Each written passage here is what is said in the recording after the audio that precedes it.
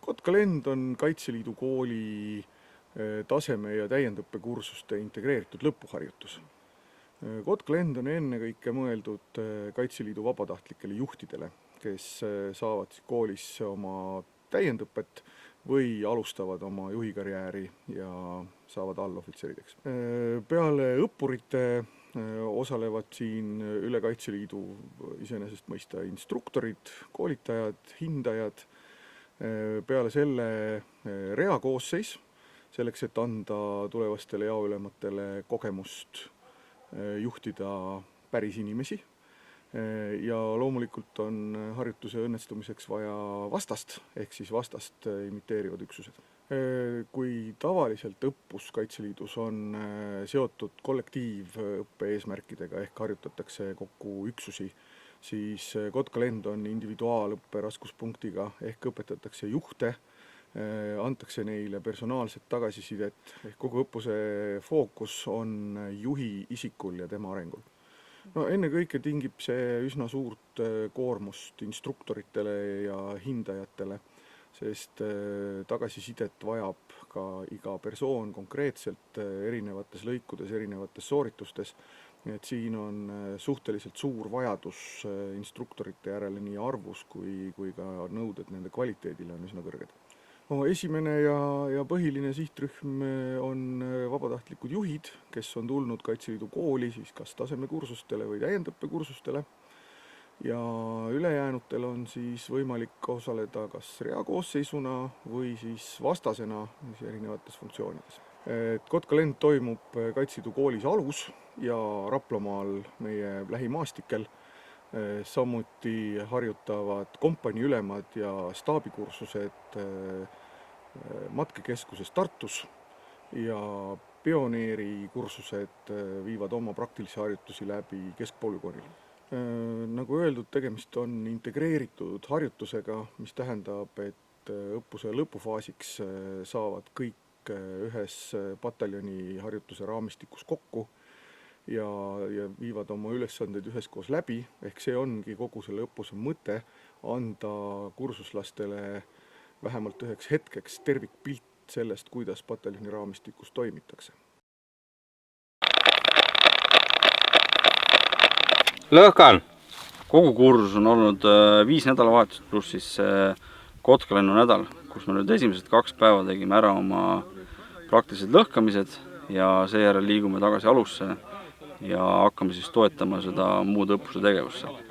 Tänasel päeval oligi peamine eesmärk siis 3 tüüpi tõket kus siis oli Hispaania ratsu, siil ja koncentrinost siis tehtud 3-kordne siis traataed, mille nad siis ise valmis tegid ja kasutades siis pikendatud lõhkelaengut, mis on siis vabrikutoodang. Otsustasime selle siis teha 3-ks ja kasutada siis 3 erinevat juppi, vaadata, kas nad siis toimivad samamoodi, kui me paneksime 1 pika jupi. Ja need 3 erinevat juppi toimusid väga hästi. Et me saime oma tulemuse kätte, et edaspidi võib-olla ei peagi tõkke jaoks ära kasutama kogu juppi, vaid saab pooleks ka nagu asja ära teha.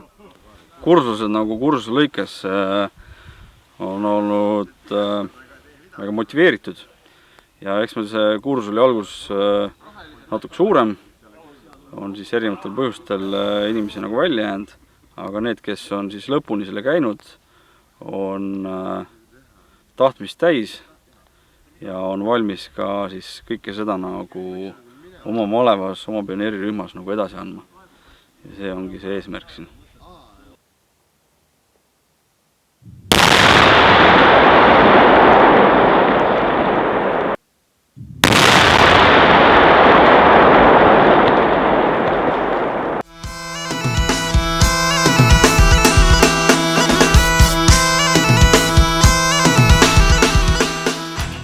Nii, et asjad on läinud võrreldes mõne teise õppusega hästi sujuvalt.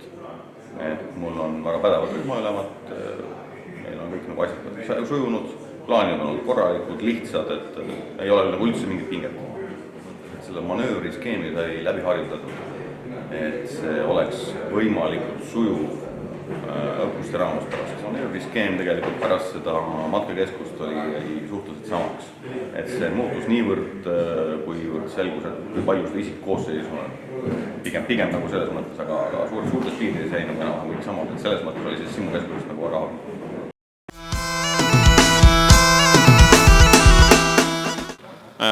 Kaitseliidu koolis ma õpetan välja tulejuhte. Et tulejuhid on reaalselt need inimesed, kes maastikul mehitavad vaatlusposti, püüavad jääda seal võimalikult varjatuks ja siis läbi raadio tellivad kaudtuld ja korrigeerivad neid siis sihtmärki ja mõjutavad neid sihtmärke reaalselt.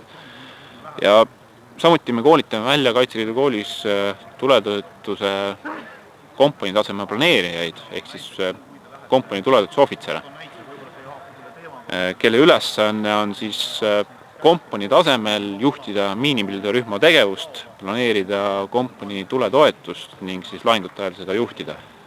Kaudtuletoetus on üks nagu kõige vägivaldsem ja kõige mõjukam osa sellest, võime öelda, sest see nagu on see, mis reaalselt toob lahinguväljal kaasa purustusi, mõjutab vastase tegevust. Et põhiselt, kui me selle läbi mängimata jätaksime, me jätaksime kasutamata väga suure osa kompanii tulejõust ja seega ma arvan, et need õppurid, kes tulejõudu ei planeeri, nende lahinguplaan tõenäoliselt ei õnnestu ja nad kaotaksid, nende kaotused reaalselt sõjas oleks väga suured.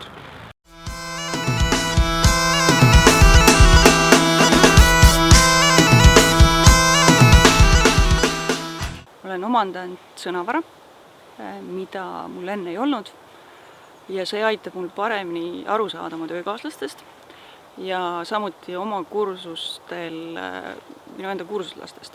Et kui nad kasutavad mingit militaartermineid, siis ma nüüd tean ja tajun, mis selle termini taga on. Otsuse sünd oli päris huvitav, et ma umbes aasta otsa tajusin, et ma peaksin ennast arendama militaarteemal just selleks, et osata tuua nagu kursustele adekvaatseid näiteid või samamoodi saada aru, kui töökaaslased millestki räägivad. Aga ma ei olnud kindel, et mis tasemel kursusele ma minna võiksin, et seda lünka täita. Et eelmise ülemusega, eelmise õppesuuna juhatajaga oli algusjutt, et võiks minna reservohvitseride kursusele.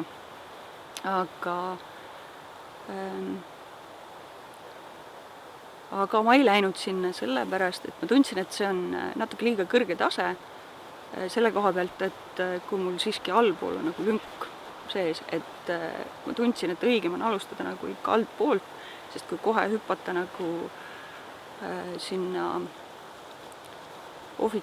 noorem ohvitseri tasemele, et siis mul ikkagi puudub see kogemus, mida tähendab olla reaalselt põllul ja juhtida seda jagu. Et kuigi võib-olla see rokk oleks mulle paremini sobinud kui nakk, nagu kuna ma olen ise väga analüütiline inimene, aga mis ma arvasin, et ma pean ikka altpoolt üles minema, mitte kohe niimoodi. Kui on selline harjutus, mis vajab analüüsi ja planeerimist ja kus ma saan teiste kurslastega läbi rääkida ja analüüsida, et siis ma ei tunne seda puudust. Aga kui on konkreetselt põllul mingisuguse harjutuse sooritamine füüsiliselt, siis ma tunnen puudust sellest, et mu enda füüsiline võimekus ei ole nii tugev. Võtab ikka teinekord veremaitse suu, kui tuleb väga pikki distantse läbi joosta vaenlase tule all. Et see on üks asi, teine asi on võib-olla see, et need sõduri enda trillid, et need ei ole lihasmälus ja need siis teinekord nii-öelda põllul olles harjutusi täites saavad võib-olla takistuseks. Või mind ennast nagu häirib, et see ei tule nii hästi välja, kui tegelikult võiks või peaks. Ma saan öelda, mis on juba muutunud, on näiteks see, et kui ma istun tööl Tallinnas olles ühes kabinetis noormehega, kes vastutab meil tavapäraste juhtimiskursuste eest ja inimesega, kes vastutab tulejuhtimiskursuste eest, kellel on mõlemal niisugune päris hea militaartaust. Et kui nemad eelnevalt rääkisid kaardiharjutustest ja tegid neid läbi ja analüüsisid neid, siis ma hoidsin ennast kõrvale, sest ega ma eriti aru ei saanud, millest nad rääkisid. Või kust nende need argumendid tulid. Aga nüüd ma ise osalesin ühes selles nii-öelda otsustusharjutuses kaardi peal ja me saime üksteist väga hästi aru, juba hästi läks ja ma sain nii-öelda nagu ka sealt rohkem teadmisi juurde, nagu, mida ma võib-olla jaoülemana saan kasutada.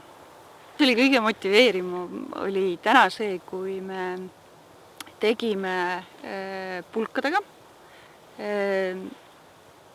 sellise maastikuskeemi peal, anti meile ülesanne rünnata vastase lahingpaari ja mina täitsin parasjagu jaoülema rolli ja selleks, et teha midagi uut, otsustasin ma sooritada frontaalrünnaku.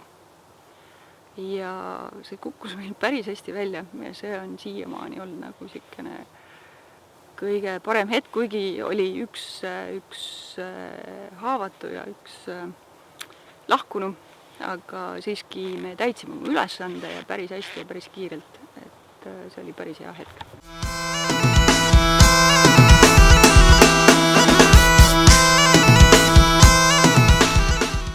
Minu kõige suurem õnnestumine on olnud isiklik areng. Niisugune uus kogemus jaoülemana tegutsemises. Ma olen hakkama saanud nende ülesannetega, mis on mulle püstitatud. Ma olen saanud päris hea medkoolituse. Aga just see õppus siin Kotkalennu lõpuõppus, et see on nagu metsaga rohkem sõbraks teinud ja näidanud, et asi ei olegi nii hull üldse. Siin ma olen põhimõtteliselt nagu kinnitus saanud sellele, et kõik see NAK-kursusel õpitu on nagu ikka külge hakanud. Ootamatu keerulisema olukorra puhul täiesti nagu õige loogilise järelduseni jõudmine ja olen õppinud planeerima oma tegevusi. Enesekindlus, käsu andmine, konkreetsus. Isiklik suhtumine kõigesse. Efektiivsus on, ma arvan, tõusnud tänu sellele. Kuidas õppida oma meeskonna liikmed tundma ja siis nende oskusi ja teadmisi ja vajadusi nendega arvestama. Et käsud peavad olema kiired ja täpsed. Õppinud olen nagu üldiselt meeskonda nagu juhtima. Et kõik need mugavused, mis muidu on igapäevaelus olemas, aga siin ei. Kõige suurem väljakutse olen ma ise. Ehk siis tulla välja oma mugavustsoonist, oma kodust siia nädalaks metsa õppusele tegema asju, mida ma iga päev ei tee, nendega hakkama saada. See on olnud kõige suurem väljakutse.